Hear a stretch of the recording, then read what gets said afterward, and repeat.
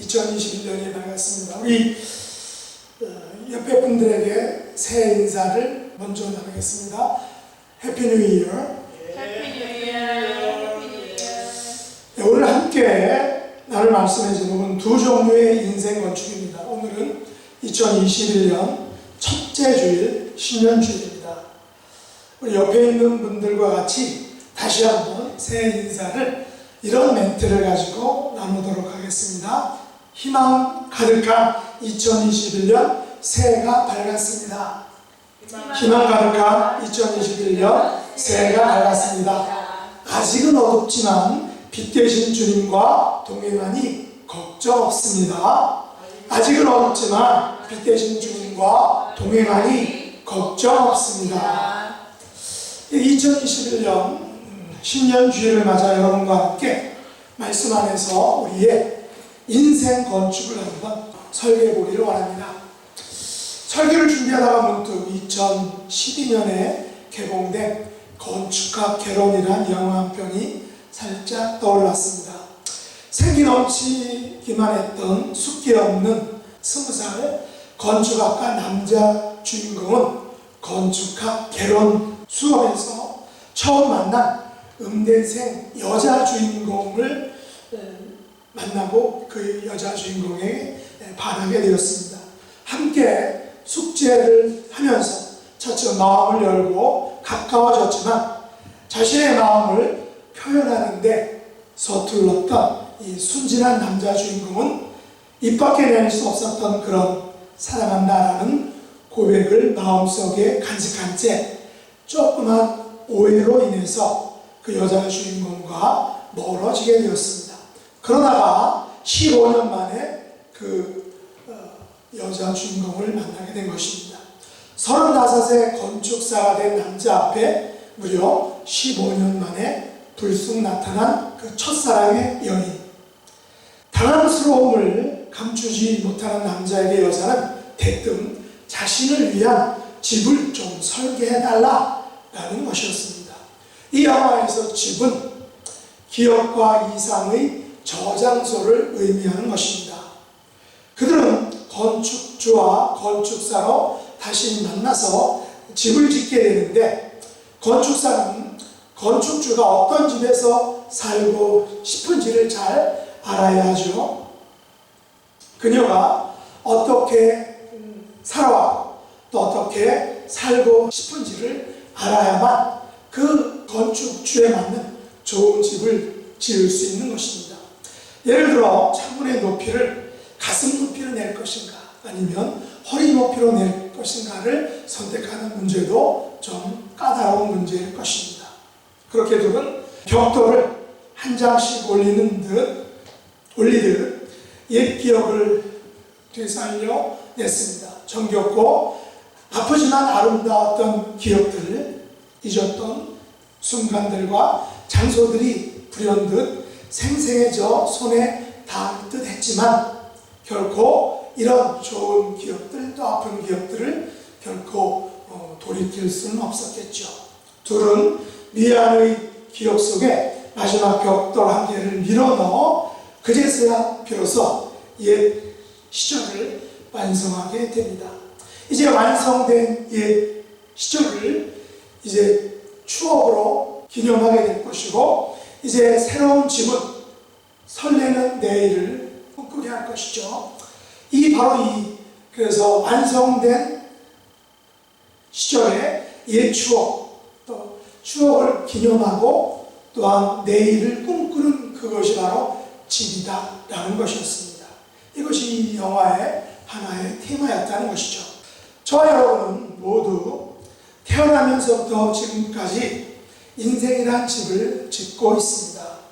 어떤 분은 반 정도 지었을 것이고 또 어떤 분은 거의 다 지었을 것입니다. 저 같은 경우는 3분의 2 정도를 지었다고 할까요? 물론 사도 바울은 에베소서 2장 22절에서 이렇게 말했습니다.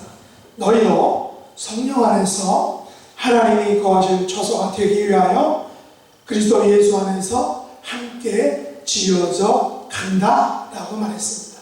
무슨 말입니까? 우리 인생은 계속해서 지어져가는 존재라는 것입니다. ing의 인생이라는 것이죠. 아직 공사적인 존재, 바로 미완의 인생이라는 것입니다.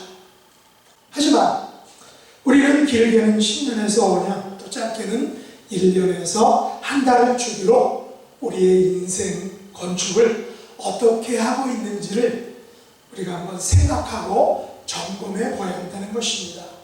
오늘 본문에서 예수님께서 하신 그 비유의 말씀에는 두 종류의 인생 건축자가 등장하고 있습니다. 하나는 지혜로운 건축자고 다른 하나는 어리석은 건축자입니다. 지혜로운 건축자는 집을 반석 위에 짓는 사람이고, 또 어리석은 건축자는 집을 모래 위에 짓는 사람이라는 것입니다. 그러면 반석 위에 지은 집과 모래 위에 지은 집의 차이가 무엇일까요? 반석 위에 지은 집은 비가 내리고 창수가 나고 바람이 불어 집에 부딪혀도 절대 그 집이 무너지지 않는다는 것입니다. 반석 위에 지은 집은 허물어지지 않는다는 것이죠. 사라지지 않는다는 것입니다. 그 형태가, 자취가 없어지지 않는다는 것입니다. 누가복음에 의하면 반석 위에 지은 집은 깊이 파고 주추를 반석 위에 놓았기 때문이다 라는 것입니다. 반면에 모래 위에 지은 집은 비가 내리고 창수가 나고 바람이 불어 그 집에 부딪히게 되면 곧 무너진다는 것입니다. 누가복음에 의하면 모래 위에 지은 집은 주추 없이 흙 위에 지은 집이다 라고 말합니다. 모래 위에 지은 집은 그래서 탕류가 오면, 탕류에 부딪히면 곧 무너져서 파괴된다는 것입니다. 아마 여러분은 어린 시절 바닷가에 갔을 때 모래성을 쌓아본 경험이 있을 것입니다. 아니면 여러분의 자녀나 손주들이 모래성을 쌓는 것을 도와주셨던 경험이 있을 것입니다.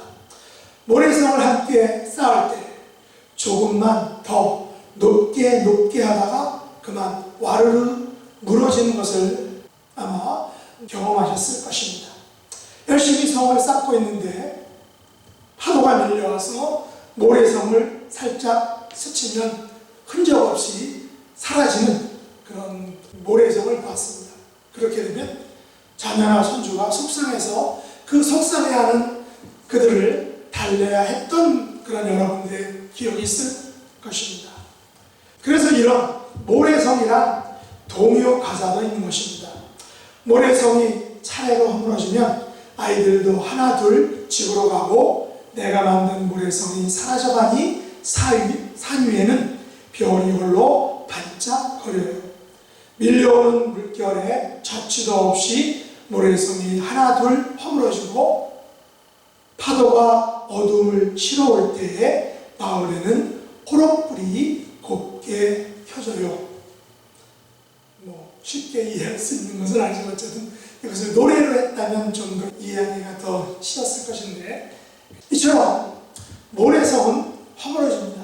또 모래성은 사라집니다. 모래성은 자취가 없어집니다. 그래서 모래성인 것이죠. 그러면 반석 위에 지은 집과 모래 위에 지은 집이 가지는 근본적인 차이가 무엇일까요? 바로 그것은 기초의 차이입니다. 오늘 24절과 25절에서 말하는 그 반석, 더 락의 차이라는 것입니다. 오늘날에도 집을 지으려면 기초를 다지는 작업을 반드시 해야 됩니다. 잘 해야 됩니다. 꼼꼼히 해야 한다는 것입니다. 포크레인으로 건축물을 지을 땅을 그 집 모양을 따라서 깊이 팝니다. 거기에 콘크리트를 부어서 단단하게 만드는 것입니다. 그 위에 주추를 세우는 것입니다. 주추는 영어에서 파운데이션이죠. 그 여자분들의 화장에 파운데이션이 있습니다. 그래서 한국말로는 기초화장이라고 이렇게 얘기하나요? 그래서 기초화장이 잘 돼야 그 위에 더 멋지고 더 예쁘게 본격적인 화장을 그렇게 할 수 있다는 것이죠. 그러면 무엇이 기초를 반석 위에 세운 것이며 무엇이 기초를 모래 위에 세우는 것일까요? 예수님께서 반석 위에 지은 집과 모래 위에 지은 것을 굳이 강조하신 이유가 무엇일까 하는 것입니다. 예수님의 지혜로운 건축자와 어리석은 건축자 비유의 핵심이 어떤 것입니까? 오늘 본문 24절로 27절 말씀을 같이 한번 다시 읽어보도록 하겠습니다. 그러므로 누구든지 나의 이 말을 듣고 행하는 자는 그 집을 반석 위에 지은 지혜로운 사람 같으니 비가 내리고 창수가 나고 바람이 불어 그 집에 부딪히되 무너지지 아니하나니 이는 주추를 반석 위에 놓은 까닭이요 나의 이 말을 듣고 행하지 아니하는 자는 그 집을 모래 위에 지은 어리석은 사람 같으리니 비가 내리고 창수가 나고 바람이 불어 그 집에 부딪히매 무너져 그 부딪힘이 심하니라. 무너짐이 심하니라. 여기에서 이 비유의 핵심어가 어떤 것이죠? 이 비유의 당사자는 누구입니까? 바로 나의 이 말을 듣고 행하는 자, 그리고 나의 이 말을 듣고 행하지 않는 자, 이 사람들이 바로 주인공들입니다. 당사자들입니다. 지혜로운 사람과 어리석은 사람의 차이가 어떤 것입니까? 바로 말을 듣고 행하는 자와 말을 듣고 행하지 않는 자의 차이라는 것입니다. 건축자의 비유에서 핵심은 바로 행하느냐 행하지 않느냐 이 두 가지의 차이라는 것입니다. 듣는 것이 아니라 행하는 것이 중요하다는 것입니다. 예수님께서 건축자의 비유를 하시게 된 근본적인 동기, 그 이유가 어떤 것입니까?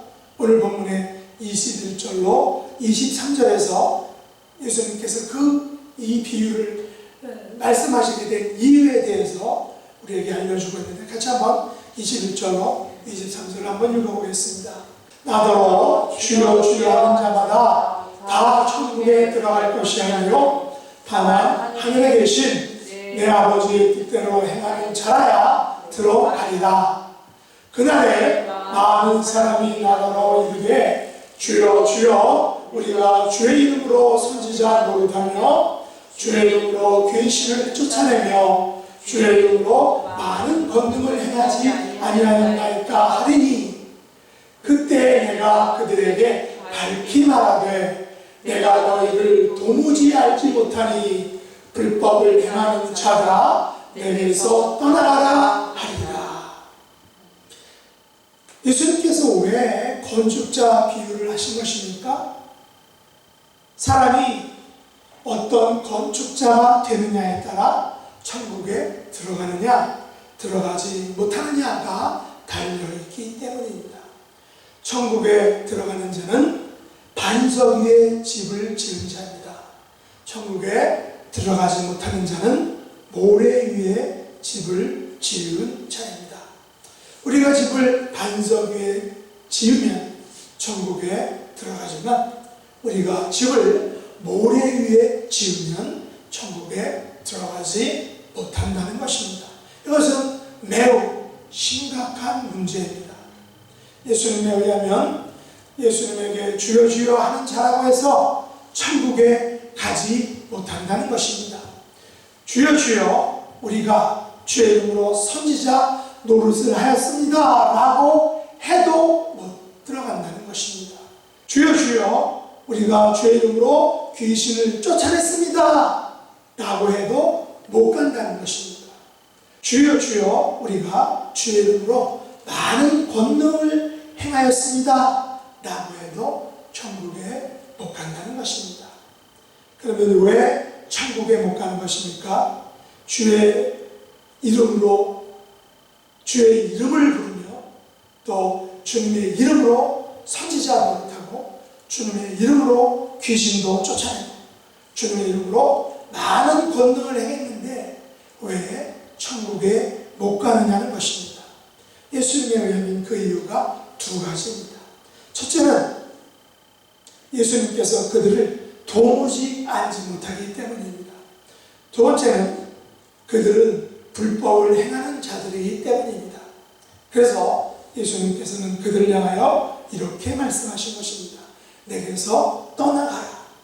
마태복음 25장에 보면 거기에는 열 처녀 비유와 백보자 심판 비유가 나옵니다. 그 후에 남은 처녀들이 와서 이르되 주여 주여 우리에게 좀 문을 열어주소서.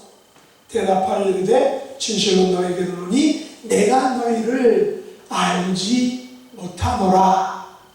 왼편에 있는 자들에게 이르되 저주를 받은 자들아 나를 떠나 마귀와 그 사자들을 위하여 예비된 영원한 불에 들어가라 라고 예수님이 밀어낸 다섯 처녀 또 왼편에 있는 그 처녀 사람들을 향해서 말씀하셨습니다.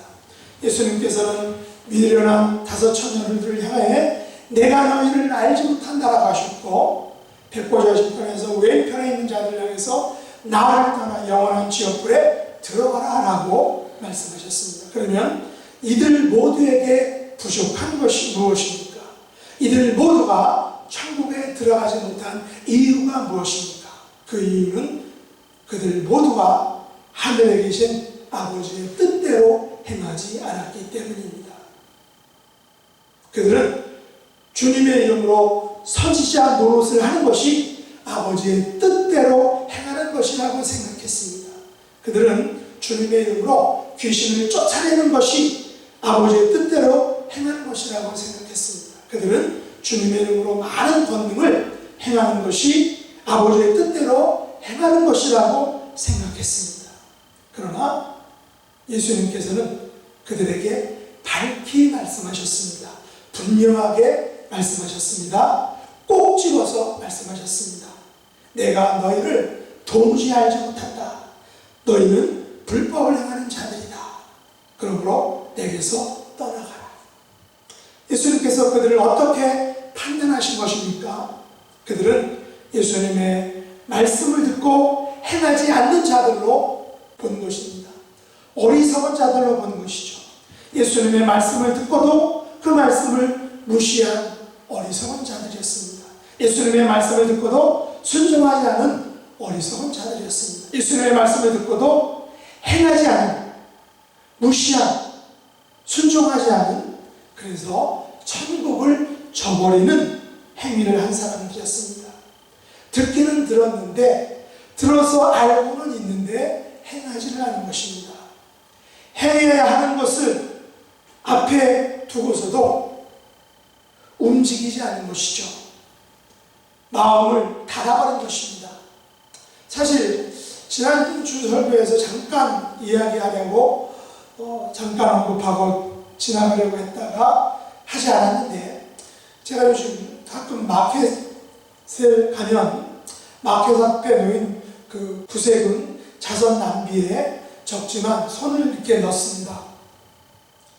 자랑이 아니라 마음만 가지는 곳에서 주머니에서 내 손을 꺼내서 그 낭비에 넣는 것이 중요하다라는 것을 새삼 느끼게 된 것이죠. 그냥 쉽게 생각하고 내가 뭐 적은 것을 넣는다고 해서 무슨 유익이 있겠냐 하고 이렇게 가볍게 생각한 것이 아니라 내가 얼마를 넣든 그것은 나의 주머니에서 나와서 저 자선 낭비로 그 손을 집어넣는 것, 그것이 중요하다는 것입니다. 오늘 본문에서 예수님께서 누구에게 도무지 모른다라고 하셨습니까? 누가 불법을 행한다고 하셨습니까? 누구에게 떠나라고 하셨습니까? 누가 이런 행위들을 했다라고 했습니까? 바로 서기관과 바리새인들입니다. 이들은 선지자 노릇을 했습니다.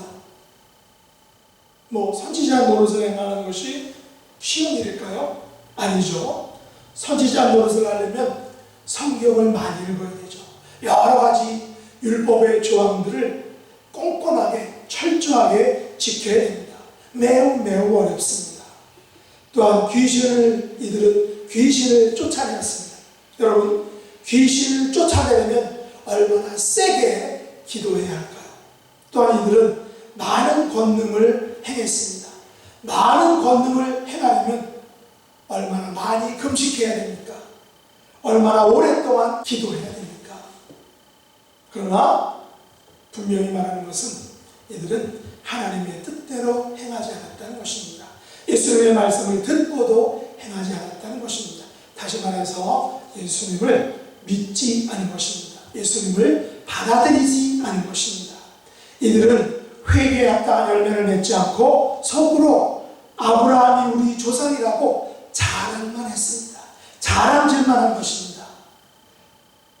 겉으로만 그리스도인이었던 것입니다.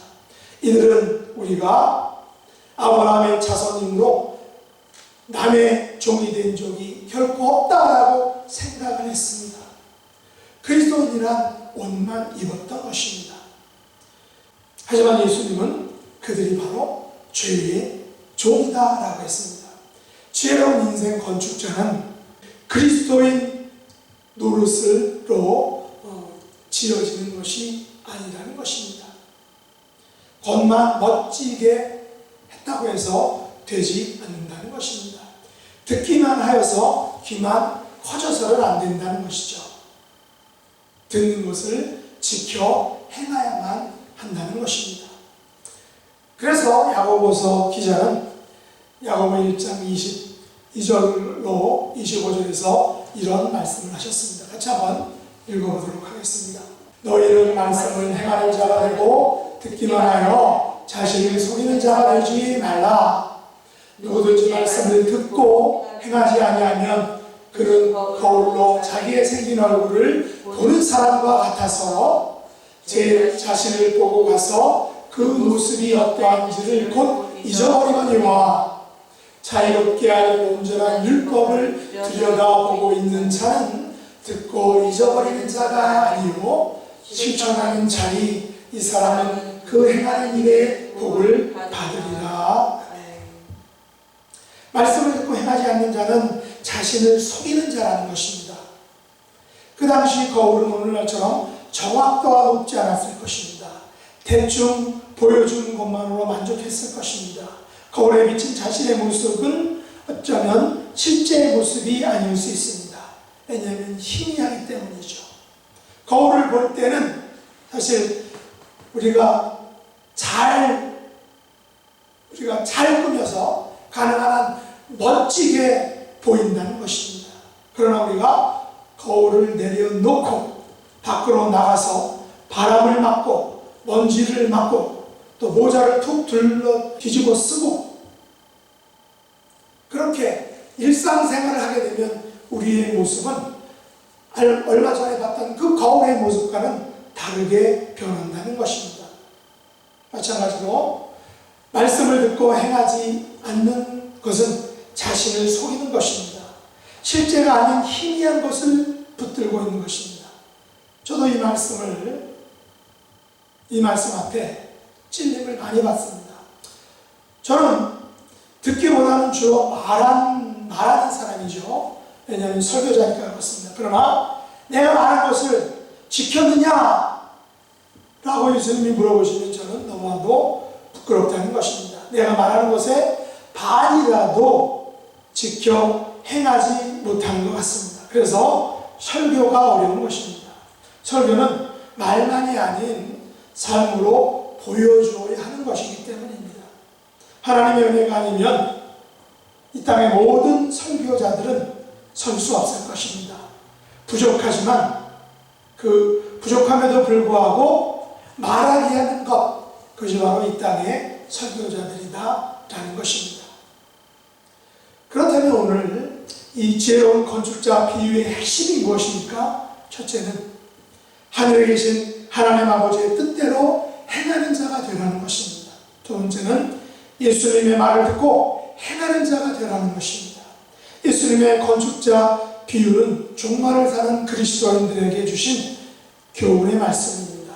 22절과 23절에서 예수님은 그때에 난 그런 시간에 대한 말씀을 하고 계십니다.